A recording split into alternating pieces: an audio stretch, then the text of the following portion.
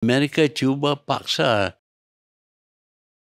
Jadi Amerika kita lihat at this point in time dia seolah-olah kelaparan rare earth ni Tun.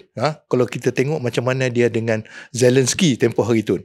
Salah satu syarat dia pada Ukraine kalau nak dapat terus bantuan senjata dan sebagainya, dia kena bagi keseluruhan rare earth di Ukraine kepada Amerika Tun. Macam mana Tun lihat? Jadi bumi ini satu bahan yang penting untuk teknologi moden. Dia diperlukan untuk bermacam-macam barangan yang dicipta oleh kita. Dan dengan kerana itu, permintaan untuk rare earth ini amat tinggi.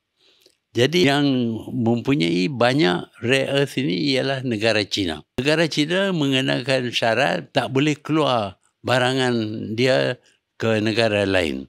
Dia ada teknologi, dia nak buat semua sendiri. Jadi Amerika terputus bekalan daripada negara China. So untuk itu Amerika cuba paksa negara-negara lain menjual atau bekerjasama dengan Amerika Syarikat dalam mengeksploitasi rare earth atau nadir bumi ini. Dia telah buat perjanjian dengan Ukraine. Di Ukraine pun rare earth mestilah diurus, diniaga dengan Amerika. Sekarang ini Malaysia pula.